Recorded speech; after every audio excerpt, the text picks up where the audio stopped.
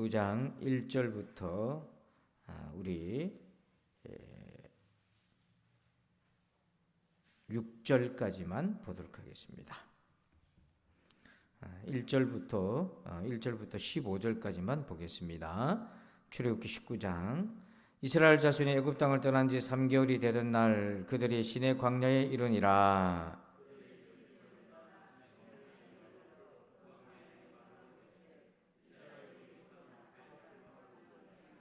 모세가 하나님 앞에 올라가니 여호와께서 산에서 그를 불러 말씀하시되 너는 이같이 야곱의 집에 말하고 이스라엘 자손들에게 말하라.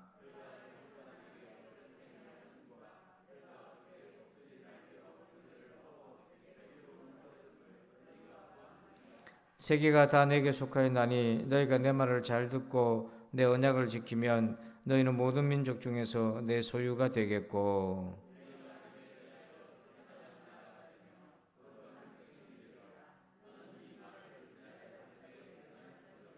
모세가 데려와서 백성의 장로들을 불러 여호와께서 자기에게 명령하신 그 모든 말씀을 그들 앞에서 진술하니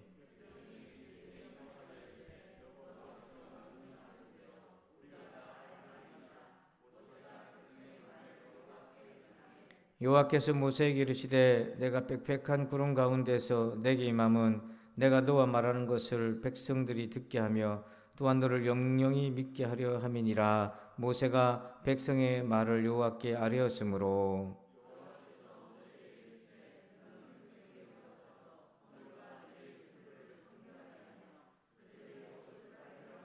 준비하게 하여 셋째 날을 기다리게 하라. 이는 셋째 날에 나 여호와가 온 백성의 목전에서 시내산에 강림할 것임이니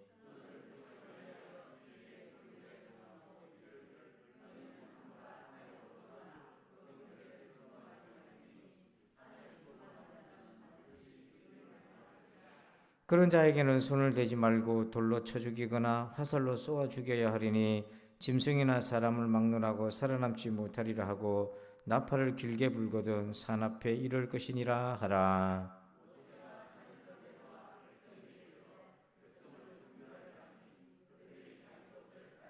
다 함께 모세가 백성에게 이르되 준비하여 셋째 날을 기다리고 여인을 가까이 하지 말라 하니라. 아멘. 할렐루야. 오늘도 주의 은혜가 함께 하시기를 축복합니다. 우리 앞뒤좌우로 인사합시다. 반갑습니다. 인사할까요? 감사합니다. 고맙습니다. 여러분 오늘 말씀의 제목을 같이 한번 읽어보실까요? 시작. 시내산 정체성. 여러분 내가 누구인지를 잊지 마시길 바랍니다. 삶에 매몰되다 보면은 내가 누구인지 잊고 지내는 거예요. 저와 여러분은 누굽니까? 하나님의 자녀예요. 잊지 마시길 바랍니다. 출애굽기에는 두 종류의 정체성이 나와요. 하나는 이스라엘이 애굽에 있을 때, 이들은 뭐로 불렸냐면 이방인, 히브리 사람, 나중에는 노예와 같이 불렸어요. 그러니까 애굽에 있을 때 이스라엘 백성들은 정체성이 혼란되었어요. 우리가 이 세상에 살면 정체성이 혼돈이 자꾸 생겨요. 내가 하나님의 자녀인지 내가 그냥 인간인지 누구 집안인지 자꾸 혼돈스러워요. 근데 이스라엘이 출애굽한 지 지금 3개월이 딱 되던 날에 시내산에 도착하잖아요.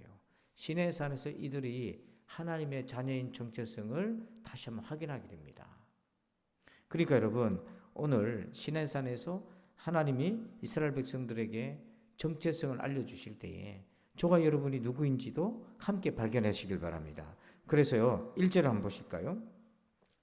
1절을 한번 읽어봅시다. 시작. 이스라엘 자손이 애굽 땅을 지난 지 3개월이 되던 날 그들이 시내 광야에 이르니라. 자, 출애굽한 지 몇 달이 지났다고 되어 있어요? 3개월. 자, 지난 3개월 여정을 지도를 한번 보겠습니다. 자, 여러분 화면이 좀 잘 보이실런가 모르겠는데요. 자, 먼저 이쪽 제일 위쪽에 라암셋이라고 거기서부터 이스라엘이 출애굽을 합니다. 그게 이제 출애굽기 12장 37절에 나오는데요. 라암셋을 떠나서 장정만 60만 명이 나와요. 그래서 그들이 내려와서 숫곳이라는 곳, 에단 광야 끝에 있는 숫곳이라는 곳에 장막을 치고요. 그 다음에 14장 2절을 한번 찾아보세요. 출애굽기 오늘 본문 접어놓고 14장 2절 한번 찾아보세요. 14장 2절. 자, 14장 2절. 이들이 어디에 도착했다고 되어 있습니까? 비아 히롯 앞 곧 바알스본 맞은편 바닷가에 장막을 쳤다. 자, 우리 지도에는 지금 사실 가나안 땅으로 가는 거는 육로로 갈 수 있어요. 그잖아요. 육로로 갈 수 있는데 하나님이 거기서 길을 돌려서 바다로 이제 인도하시는데 여기 비아 히롯 앞 바다가 어떤 곳이냐? 위성 사진 한번 봅시다. 위성 사진을 보면 화살표로 표시된 저기가 비아 히롯이고요. 그 건너편이 바알스본입니다. 그래서 이게 바다가 약 한 16km 정도 돼요. 그러니까 이스라엘 백성들이 홍해 바다를 지났다는 것은 바로 이 바닷길을 건넜다고 하는 거죠. 자, 그런데 이 바다를 건너서 이스라엘 백성들이 이제 어디에 도착하냐면 지도를 다시 한번 보여주시면 그래서 여러분 마라라고 하는 쓴물이 있잖아요. 쓴물을 단물로 바꿔준 거. 그 다음에 엘림이라는 곳이 있습니다. 거기에 12샘물이 있고 종려나무가 있고 그리고 내려오다가 르비딤이라는 곳에서 전쟁을 치르게 되잖아요. 아말렉 족속과. 그 르비딤이 바로 시내산 근처인데 오늘 본문이 바로 이 시내산 밑에 이스라엘이 장막을 치고 거주하게 되는 것입니다. 그래서 오늘 시내산에서 세 가지 중요한 사건이 일어나요. 우리가 누구인지. 자, 첫 번째는요. 3절 한번 보십시다. 3절 읽어봅시다. 3절 시작. 모세가 하나님 앞에 올라가니 여호와께서 산에서 그를 불러 말씀하시되 너는 이같이 야곱의 집에 말하고 이스라엘 자손들에게 말하라. 아멘. 자, 여러분 이 3절을 주목해 보면 하나님이 모세를 불러서 누구한테 말하라고 얘기하고 있어요? 야곱의 집, 그 다음에 이스라엘 자손 이렇게 얘기하죠. 자, 이 말을 중요하게 우리가 생각해야 될 것이 뭐냐면 지금 시내산에서 우리가 십계명 율법을 기억하잖아요. 하나님이 이제 율법을 선포하시는 장면이 나올 텐데요. 자, 여러분 시내산에서 백성들과 언약을 맺기 전에 이 시내산의 언약은 누구에게 해당이 되냐면 야곱의 집 이스라엘 자손. 자, 이들이 누구냐면 아브라함의 후손들을 얘기하는 거예요. 그래서 여러분 언약이 지금부터 이제 나오는 언약이 두 가지가 있는데 첫 번째는 뭐냐면 이 시내산 언약을 맺기 전에는 하나님과 아브라함의 언약을 맺은 후손들이어야 되는 거예요. 그러니까 시내산 언약은 율법입니다. 그런데 율법을 맺는 이 시내산 언약을 맺을 사람은 누구냐면 아브라함의 후손이어야 돼요. 아브라함과 언약을 맺은 사람이어야 돼요. 자, 이건 뭐냐면 화면을 볼까요? 창세기 15장 6절 한번 봅시다. 시작. 아브라함이 여호와를 믿으니 여호와께서 이를 그의 의로 여기시고. 이게 아브라함의 언약인데 아브라함이 어떻게 해서 의롭게 여김을 받았다고 되어 있습니까? 여호와를 뭐해서? 믿어서. 이게 아브라함의 언약이에요. 그래서 아브라함의 후손이 되는 거는 하나님을 믿어서, 즉 오늘 우리가 예수 안에서 아브라함의 후손이 된 것은 뭐냐면 예수님을 믿어서 의롭게 여김을 받은 거죠. 자, 이 믿음을 가진 사람에게 하나님이 요구하시는 것이 있어요. 그게 뭐냐면 시내산의 율법의 언약이에요. 그래서 여러분 율법은 하나님을 믿는 자들이 이 땅에서 하나님의 백성답게 살아갈 지침인 겁니다. 그거를 야고보서에서 이렇게 얘기해요. 자, 야고보서 2장 14절 화면 보시고요. 시작. 내 형제들아 만일 사람이 믿음이 있노라 하고 행함이 없으면 무슨 유익이 있으리요? 그 믿음이 능히 자기를 구원하겠느냐? 아멘. 자, 아브라함의 언약은 믿음이라고 한다면 시내산의 언약은 뭘 얘기하는 거예요? 행함을 얘기하는 거죠. 율법은 이 땅에서 우리가 하나님 백성답게 어떻게 사느냐 그것과 연결되어 있기 때문에. 그러니까 여러분 이드로가 지난주에 살펴봤잖아요. 모세의 장인이 모세를 찾아왔어요. 근데 가만히 보니까 모세가 하루 종일 백성들 데리고 시시비비를 가르쳐주고 있잖아요. 그러니까 그게 너무 힘들고 백성도 힘들고 모세도 힘들겠어요. 그래서 이드로를 통해 하나님이 어떤 지혜를 주냐면 이렇게 할 게 아니라 먼저 백성들에게 말씀을 가르쳐라. 하나님의 율법을 가르쳐가지고 각자가 알아서 판단할 수 있는 기본적인 소양을 가르쳐라 이렇게 했어요. 그리고는 천부장, 백부장, 50부장 중간 지도자를 세워서 개인적으로 풀 수 없는 문제는 그들이 풀 수 있도록 맡기고 그들이 못 푸는 거는 네가 직접 풀어주고. 자, 그런 배경에서 오늘 하나님께서 시내산에서 율법을 선포해 주시는 거예요. 그래서 오늘 성경 말씀 이 땅에서 우리가 어떻게 살아갈까 하는 지침인데, 이 율법은 누구에게 해당되는 거냐면 아브라함의 후손, 아브라함과 언약을 맺은 하나님의 자손, 믿음이 있는 사람에게 필요한 게 율법인 거예요. 그래서 여러분, 율법이 먼저입니까? 믿음이 먼저입니까? 믿음이 먼저인 거예요. 믿는 사람들이 지키는 게 율법이에요. 그래서 우리가 율법을 지켜서 의인이 되는 게 아니라 하나님을 믿어서 의인 되는 거잖아요. 그렇기 때문에 정말로 하나님을 믿는다고 한다면은, 정말로 야곱의 후손이고 아브라함의 후손이라고 한다면 율법을 지키는 삶을 살아야 한다 하는 것입니다. 그러니까 여러분, 내 믿음이 진짜 진실하다면 삶 속에서 하나님의 말씀대로 사는 삶의 열매가 있어야 돼요. 그래서 사도행전 2장 38절 한번 읽어봅시다. 시작. 베드로가 이르되 너희가 회개하여 각각 예수 그리스도의 이름으로 세례를 받고 제사함을 받으라. 그리하면 성령의 선물을 받으리니. 자, 여기에 구원의 순서가 나와 있잖아요. 먼저 회개하고 그 다음에 제사함을 받아요. 이게 진실하게 회개하고 제사함을 받으면 하나님이 어떤 선물을 주신다고 되어 있어요? 성령의 선물을 주셔서, 성령의 선물이 뭡니까?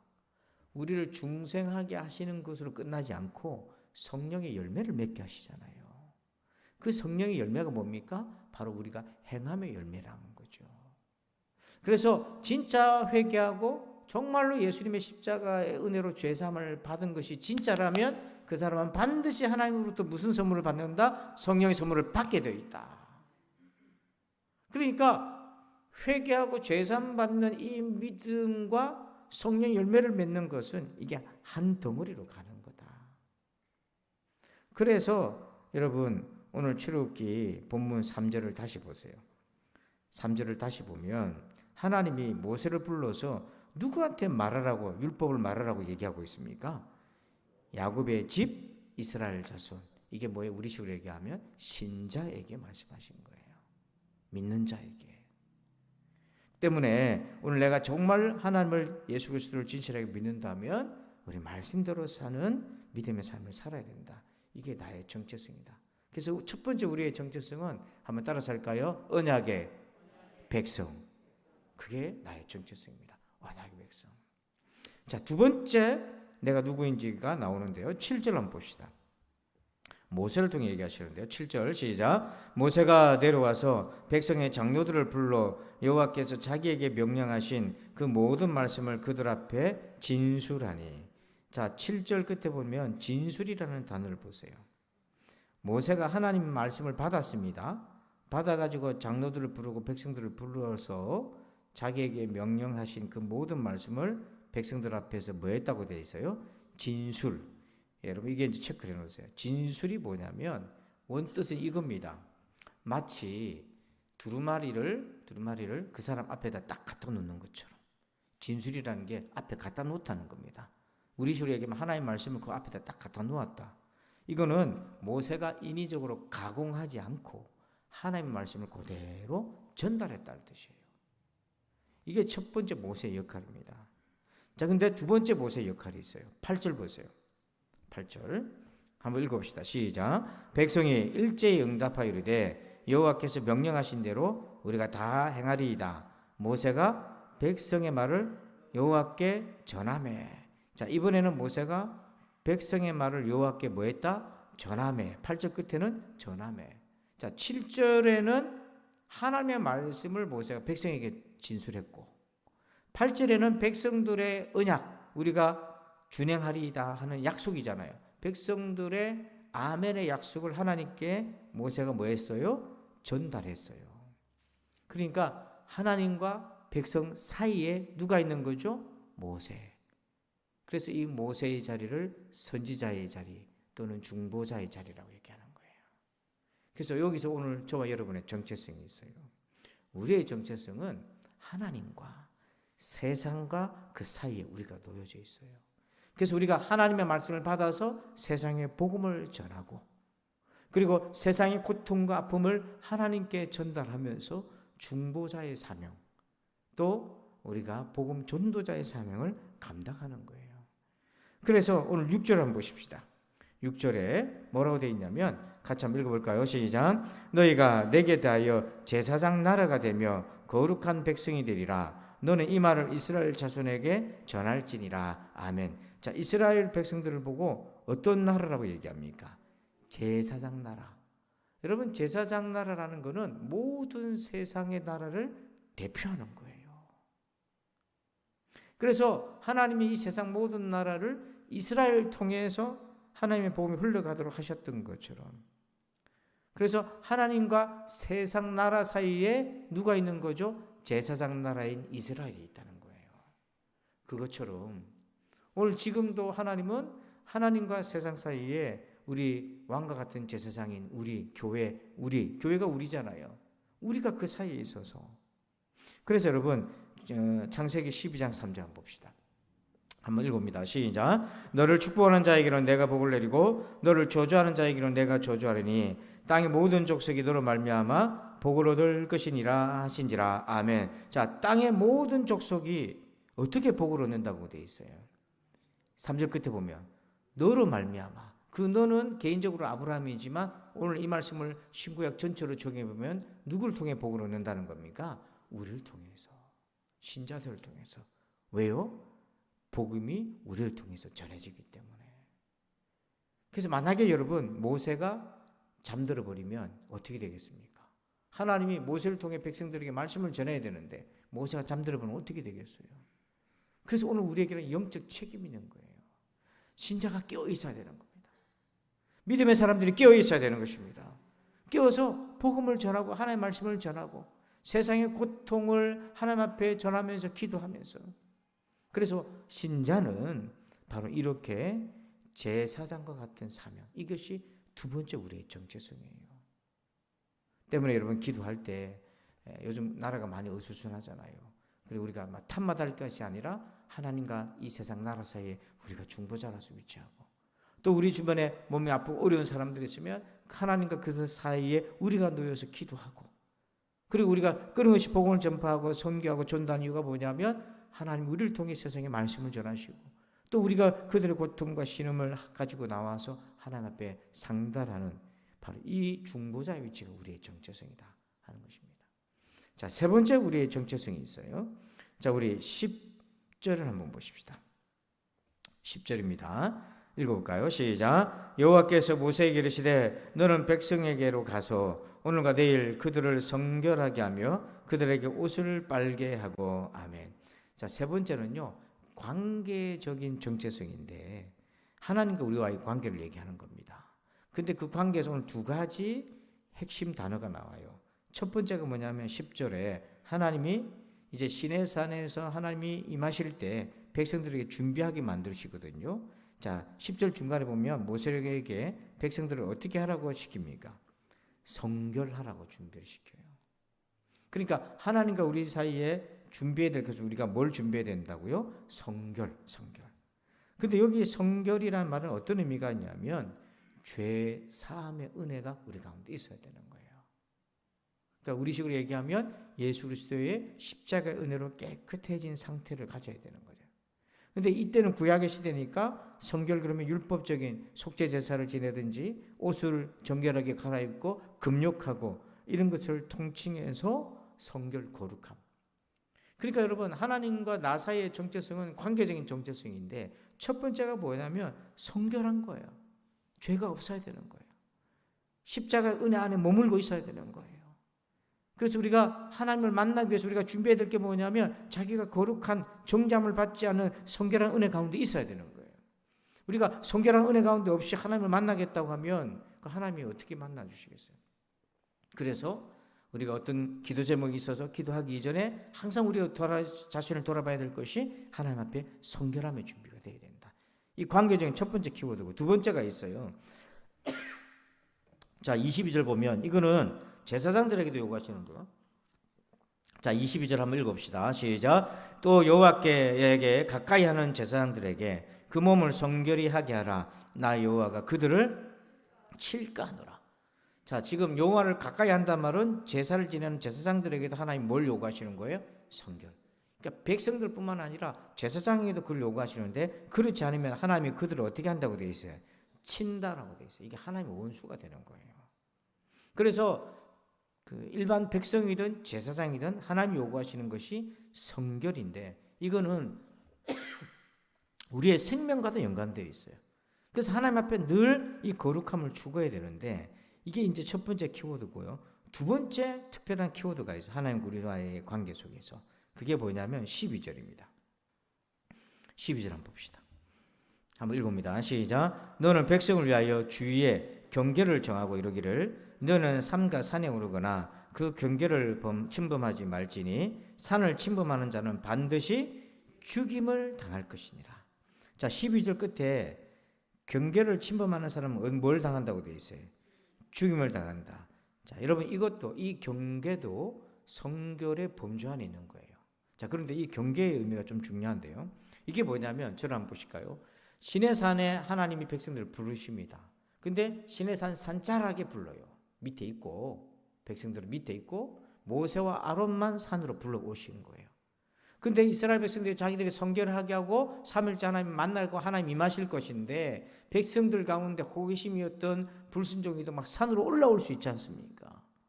모세와 아론이 아닌데도 불구하고 산으로 올라올 수 있잖아요. 그래서 하나님 올라오지 못하도록 경계를 딱 범위를 쳤습니다. 근데 이 경계가 어떤 산의 어디까지 위치적 경계라기보다 하나님께서 일단 경계를 해서 올라오지 말도록 하고 요걸 침범하면 죽는다고 얘기했어요. 자, 그런데 이 경계의 의미가 뭐냐는 거예요. 이 경계. 하나님이 허용할 수 있는 한계치를 얘기하는 거거든요. 근데 이 경계를 넘어서면 그 한계치를 넘어간 거기 때문에 침범한 게 되는 것이고 그거는 뭐냐면 하나님과 자기의 관계가 원수의 관계를 돌변하게 되는 거예요. 자, 그럼 이 경계를 뭐로 우리가 받아들일 건가? 자, 24절 한번 봅시다. 24절 한번 읽어봅니다. 시작. 여호와께서 그에게 이르시되 가라 너는 내려가서 아론과 함께 올라오고 제사장과 백성에게는 경계를 넘어 나 여호와께로 올라오지 못하게 하라. 내가 그들을 칠까 하노라. 아멘. 자, 누구는 올라오라고 되어 있습니까? 모세와 아론. 누구는 못 올라오게 만들었어요? 백성들뿐만이 아니에요. 거기도 누가 포함되어 있습니까? 제사장도 못 올라오게 했어요. 자, 근데 여기서 그 경계가 뭔가? 어떤 중턱인가? 지리 산 기슭의 어떤 부분인가? 그게 아니에요. 여러분 한번 보세요. 24절에 모세와 아론은 올라오라 했잖아요. 그러면 여러분 생각에 모세와 아론하고 일반 백성이나 제사장하고 이 모세와 아론은 질적으로 다른 사람일까요? 모세와 아론은 이 제사장이나 나머지 제사장이나 백성들과는 질적으로 다른 사람이기 때문에 하나님 불러 올리셨을까요? 아니에요. 모세와 아론도 백성들과 똑같은 사람입니다. 근데 이 모세와 아론은 어떻게 해서 경계를 넘어서서 올라갈 수 있었습니까? 그게 뭐냐면 24절에 여호와께서 그에게 이르시되 가라 너는 내려가서 아론과 함께 뭐하고 이게 뭡니까? 하나님이 부르신 거죠. 하나님이 불러주셨기 때문에 모세와 아론은 올라갈 수 있었던 거예요. 그리고 제사장과 백성들은 하나님 부르질 않았어요. 자, 이 경계가 바로 여기서 드러납니다. 경계는 뭐냐면 하나님의 말씀인 거예요. 이걸 기억하셔야 돼요. 하나님과 우리 사이의 관계적인 정체성은 성결과 경계라고 하는 이 두 단어인데 이 경계는 근본적으로 성결의 범주 안에 있긴 하지만 하나님 앞에서 우리가 침범하지 말아야 될 선이 있는데 그 선은 어떤 지리적인 거나 위치적인 이게 아니라 하나님의 말씀이 경계가 되는 거예요. 그래서 신자가 하나님의 경계를 침범한 됐을 때 그 경계선은 뭐냐면 하나님의 말씀인 거죠. 이 말씀을 벗어나면 그는 이미 경계를 침범한 겁니다. 그가 이단이 되었던 불순종하는 사람이 되었던 하나님의 원수가 되는 거예요. 그래서 오늘 다윗이 얼마나 사울한테 핍박을 당했어요. 그래서 전세를 단번에 역전시킬 수 있는 상황이 있었습니다. 사울이 이제 굴 속에 뒤를 보러 굴 속에 들어갔어요. 근데 하필이면 그 속에 다윗이 숨어 있었지 않습니까? 그 뒤를 보는 볼일을 볼 때에 다윗을 죽이라고 부하 장수들이 부추길 때에 다윗이 그 대신에 사울의 옷자락을 베잖아요. 그러면서도 다윗의 마음이 어땠습니까? 괴로운 거예요. 왜 그렇습니까? 하나님의 경계를 침범했을 것 같은 두려움이 그에게 있는 거예요. 근데 이 다윗의 이 경계를 지키는 마음은 나중에 그가 왕이 되어서 자기 아들 압살롬에게 의해 쫓겨가지고 요단강으로 도망가고 다시 돌아올 그 무렵에도 자기가 도망갈 때 함께 핍박했던 사울의 후손들의 핍박도 있고, 그런데 이 신하들이 그런 사람들을 죽이라고 막 하지만 다윗이 그렇게 하지 않아요. 그게 뭐냐면 다윗은 감정에 사로잡혀 있거나 그렇게 하지 아니하고 그게 늘 경계가 선명했어요. 하나님의 말씀이란 경계가 분명했던 거죠. 그래서 어떤 상황이 있어라도 다윗은 경계를 넘어가지 않았다는 거예요. 근데 그에 비해서 사울은 너무 쉽게 경계를 넘나들었던 거예요. 그에 비해서 많은 사람들은 너무 쉽게 경계를 넘나드는 거예요. 경계를 넘나들면서 이게 하나님의 원수 노릇하는 거고 하나님이 싫어하는 짓인지를 너무 가볍게 여기는 거예요. 그래서 하나님이 이 경계선에 대한 마음을 주셨는데 16절 한번 보실까요? 16절 봅시다. 시작. 셋째 날 아침에 우레와 번개와 빽빽한 구름이 산 위에 있고 나팔 소리가 매우 크게 들리니 진중에 있는 모든 백성이 다 떨더라. 자, 셋째 날에 하나님이 시내산에서 임재하는 장면인데요. 하나님 임하시니까 백성들이 어떤 마음을 가지게 되었습니까? 예, 매우 뭐예요? 다 뭐랬다고 되죠? 떨었다 이거면 두려워했다는 거예요. 그러니까 하나님이 시내산에서 율법을 주시면서 경계를 딱 정하시면서 이스라엘 백성들에게 두려움의 마음을 주시고, 이게 경외함입니다. 경외함. 자, 그런데 오늘 성경에는요 두 종류의 산이 있어요. 구약에는 시온산이 있고, 구약에는 시내산이 있고, 신약에는 어떤 산이 나왔냐면 시온산이라는 게 나와요. 자, 우리 사진 한번 보시면, 예, 시온산 한번 봅시다. 한쪽에는 여기가 시내산이에요. 그리고 여기가 시온산인데 시온산은 시내산에 비해서 높지 않습니다. 근데 시온산은 뭐냐면 바로 예루살렘 성전이 있는 근처예요. 그리고 거긴 뭘 의미하냐면 바로 예수 그리스도의 십자가의 구속의 은혜를 얘기하는 거예요. 그러니까 하나님이 시내산에도 율법으로 임하셨지만 그 시내산에 임하신 하나님이 궁극적으로 완성된 모습으로 우리에게 임하신 게 뭐냐면 바로 골고다 언덕 예수님의 십자가에서 임하신 거예요. 그래서 시내산에서 이스라엘 백성들은 하나님에 대한 두려운 마음을 가졌고 경외감을 가졌지만 바로 이 시온산에서는 이스라엘 백성들이 신자들이 어떤 마음을 갖냐면 갈라디아서 2장 20절 한번 읽어봅시다. 같이 시작. 이제 내가 육체 가운데 사는 것은 나를 사랑하사 나를 위하여 자기 자신을 버리신 하나님의 아들을 믿는 믿음 안에서 사는 것이라. 자, 이 시온산에서는 신자는 어떤 것을 경험해야 됩니까? 나를 사랑하사.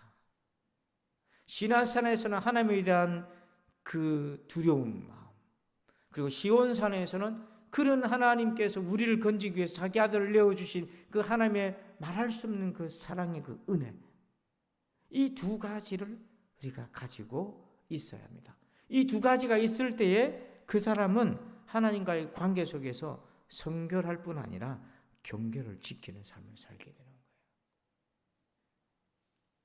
그래서 우리 신자들 마음에 누가 뭐라고 하지 않아도 내가 이렇게 하면 안 될 것 같아, 멈칫하게 되잖아요. 왜 그렇습니까? 경계가 있는 거예요. 자, 그러므로 오늘 정리해 보시면 오늘 시내산에서 우리의 정체성은 세 가지로 나타납니다. 첫 번째 뭐냐면 나는 언약의 백성이다. 아브라함과의 언약의 백성, 하나님을 믿어서 이렇게 됐고 그 사람에게 하나님이 주신 것은 시내산의 언약, 그러므로 믿음의 사람은 말씀을 지키는 순종의 삶을 살아야 된다는 거. 두 번째 뭐냐면 우리는 제사장 백성입니다. 하나님과 세상 사이에 우리가 복음을 전하고 또 중보자의 삶을 감당하는 그것이 오늘 우리의 위치다. 그래서 신자는 늘 끊임없이 중보의 삶을 살아야 되고 복음 전파의 삶을 살아야 되는 거. 그리고 세 번째 뭐냐면 성결한 사람, 관계적인 거죠. 하나님 앞에서 성결과 경계를 지키는 사람. 여러분, 내가 누구인지를 잊지 마시기 바랍니다. 내가 누구인지를 잊으면 애굽에서 살아가는 이스라엘 백성들처럼 혼돈에 빠지게 돼요. 하나님 그들을 불러내서 시내산으로 인도하시면서 우리가 누구인지를 말씀해 주셨어요. 그래서 여러분, 우리가 누구인지 잊지 마시고 하나님의 자녀로서 여러분 남은 세월에 여러분 하나님의 자녀답게 살아가는 은총이 있기를 주 이름으로 축원합니다. 하나님 아버지 감사합니다. 오늘 이 말씀을 받았습니다. 하나님 이 말씀대로 시내산에서 내가 누구인지를 잊지 않게 하여 주시옵소서. 또 내일부터 주일 이르기까지 남은 삶의 기간 동안에 직장에서나 일터에서나 가정에서나 내가 하나님의 백성답게 살게 도와 주시옵소서. 감사하며 예수님의 이름으로 기도하옵나이다. 아멘. 우리 찬송합시다. 찬송가 502장을 찬송하시고 오늘 말씀 가지고 우리 기도하는 시간 갖도록 하겠습니다. 502장입니다. 우리 박수하면서 함께 찬송합시다. 빛의 사자들이여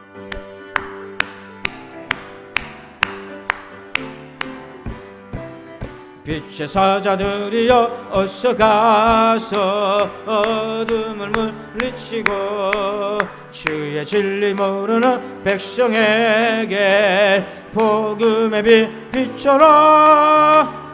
빛의 사자들이여 복음의 빛 비춰라. 죄로는 밤 밝게 비춰라. 빛의 사자들이여 선한 사역 위하여 힘을 내라. 주 함께 하시겠네. 주의 크신 사랑을 전파하며 복음의 빛 비춰라. 빛의 사자들이여 복음의 빛 비춰라. 죄로는 밤 밝게 비춰라. 빛의 사자들이여 주님 부탁하신 말 순종하여 이 진리 전파하라. 산을 넘고 물 건너 힘을 다해 복음의 빛 비춰라. 빛의 사자들이여 복음의 빛 비춰라. 죄로는 밤 밝게 비춰라. 빛의 사자들이여 동서남북 어디나 땅끝까지 주님만은 취하고 눈 어두워 못 보는 백성에게 복음의 빛 비춰라. 빛의 사자들이여 복음의 빛 비춰라. 죄로는 밤 밝게 비춰라. 빛의 사자들이여. 할렐루야. 이 시간 기도합시다. 우리 두 손 높이 들고 기도할 때에 내가 누구인지 잊지 않게 하여 주옵소서. 하나님 아버지, 내가 세상과 같은 애국 같은 세상 속에서 하나님 아버지 우리의 영혼은 늘 신의 산에서 머물게 하여 주셔서 내가 하나님의 백성인 것을, 내가 시온산에서 하나님의 자녀인 것을 잊지 않게 해달라고 우리 주여 삼창으로 말씀 가지고 다 같이 기도합시다. 주여 주여 주여. 아버지 하나님 감사합니다. 아버지 하나님 감사합니다. 오늘도 이 말씀을 받았습니다. 우리가 누구인지 잊지 않게